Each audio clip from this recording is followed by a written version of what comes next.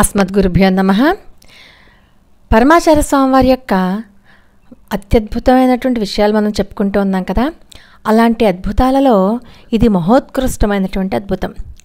అంధురాలైనటువంటి ఒక స్త్రీకి కన్నులు రప్పించినటువంటి అద్భుతం.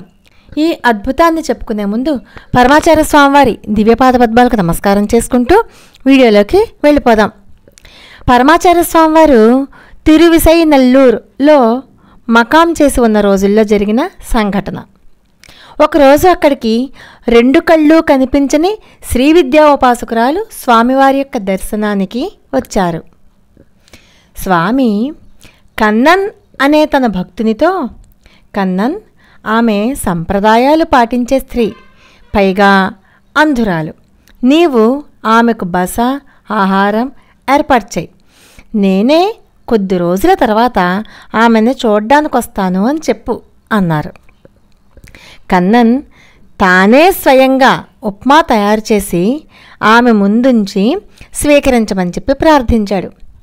ఆమె ఉప్మా ఉన్న ప్లేటును తీసుకుని తన హృదయానికి చూపించింది. అంతే, గొప్ప వెలుగుతో శ్రీచక్రం కనిపించి క్షణంలో మాయమైంది. ఇది చూసిన కన్నన్ స్వామివారి దర్శనానికి వచ్చినప్పుడు ఎన్నో అద్భుతాలు ఈమె చూపగలదు. అలాంటి దర్శనాలు జీవితంలో ఒక్కసారి కూడా మనం చూడలేం. ఈ అవకాశాన్ని జార విడుచుకోకూడదు అని చెప్పి నిర్ణయించుకుని స్వామివారు ఎప్పుడొస్తారా స్వామివారు వచ్చేటటువంటి ఆ సుదినం కోసం కన్నన్ ఎదురు చూస్తూ ఉన్నాడు. కొన్ని రోజుల తర్వాత స్వామి కన్నన్తో, నేను ఈరోజు ఆమెను కలుసుకోవాలనుకుంటున్నాను అన్నారు పరమాచార్య స్వామివారు. కన్నన్ అనుకుంటాడు, ఓహో తను ఎదురు చూస్తున్నటువంటి రోజు వచ్చేసింది అంటూ ఎంతో సంతోషపడి వెంటనే ఆ విషయాన్ని ఆమెకు చెప్తాడు. స్వామివారు ఆమె వద్దకు వచ్చారు. వచ్చి, తల్లి నీవు కోరినట్లుగా నేను నీ ముందే కూర్చునున్నాను అని అంటారు మహాస్వామివారు.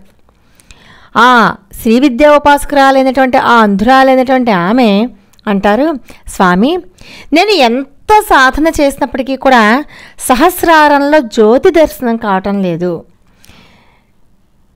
అని మొరపెట్టుకుంది స్వామివారి దగ్గర. సహస్రారంలో జ్యోతి దర్శనం కావటం లేదు, తమరి దయ వల్ల మాత్రమే నాకు అది లభిస్తుంది. అందుకోసమే మీ సాన్నిధ్యానికి వచ్చాను, మీ సన్నిధానానికి వచ్చాను అంటుంది ఆమె.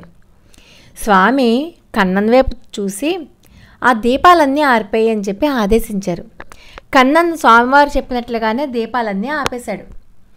ఉపాసకురాలు వెంటనే, ఈ ఉపాసకురాలకి స్వామివారి యొక్క అనుగ్రహం కలిగింది.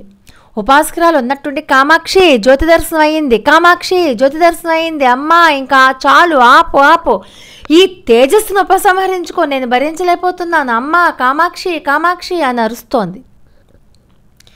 స్వామికి మహాస్వామివారు కన్నన్తో చెప్తారు, కన్నన్ ఈమె కోరింది కామాక్షిదేవి అనుగ్రహించేసింది, ఈమెక ఊరికి వెళ్ళొచ్చని చెప్పు అని అంటారు మహాస్వామివారు. ఆ మాట చెప్పేసి అక్కడి నుంచి నడుచుకుంటూ మఠం వైపు కదిలి వెళ్ళిపోయారు. ఎంతో గొప్పవారైతే తప్ప సహస్రారంలో జ్యోతి దర్శనం అనుగ్రహించలేరు. సహస్రారంలో జ్యోతి దర్శనం అనుగ్రహించడం అంటే మాటల మోక్షానికి ప్రతీక.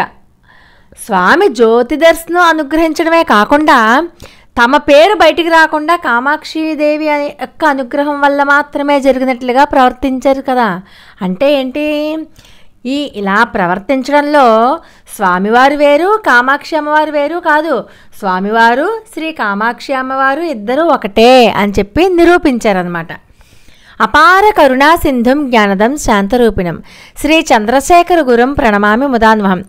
లోకా సమస్త సుఖనభవంతు. మరి ఒక అద్భుతమైన వీడియోతో మళ్ళీ కలుసుకుందాం. అంతవరకు నమస్కారం.